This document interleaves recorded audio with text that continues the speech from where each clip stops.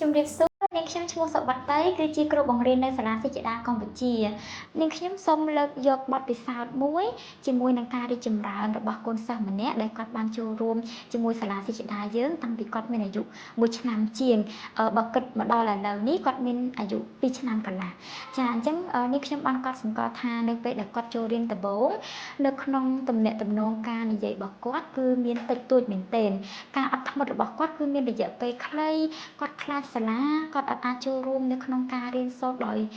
មានភាពសប្បាយរីករាយការគិតរបស់គាត់គឺត្រូវការជួយច្រើនមែនទែនប៉ុន្តែក្រោយពេលដែលគាត់ចូលរៀនបានរយៈពេលកន្លងមកគឺគាត់បានផ្លាស់ប្ដូរទាំងស្រុងគាត់ខ្លាចទៅជាក្មេងម្នាក់ដែលគាត់មានភាពរីករាយនៅក្នុងការរៀនសូត្រគាត់ចូលចិត្តសាលារៀនគាត់ចូលចិត្តថ្នាក់រៀនគាត់ជាក្មេងម្នាក់ដែលគាត់និយាយច្រើន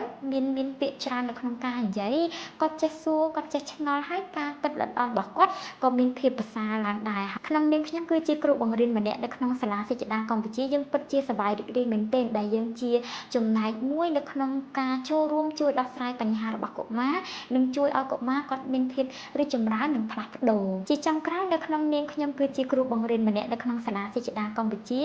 នាងខ្ញុំមានសារមួយលើកទឹកចិត្តថាមិនលឿនពេកទេនៅក្នុងការចាប់ផ្ដើមគឺចាប់ផ្ដើមឲ្យកូនបងចាប់ផ្ដើមទទួលការបង្វឹកនិងការរៀនសូត្រទៅតាមកម្រិតនៃការលូតលាស់របស់កុមារម្នាក់ដោយដែលបងបានជ្រាបអញ្ចឹងអំពីដំណាក់កាលលូតលាស់របស់ខួរក្បាលនៅពេលដែលកុមារមានអាយុ3ឆ្នាំចុះក្រោមគឺកម្រិតសមត្ថភាពចាប់យកព័ត៌មានរបស់គាត់គឺល្អខ្លាំងមែនទែនមានន័យថាពេលដែលបងបានបញ្ចូលព័ត៌មានឬក៏បង្វឹក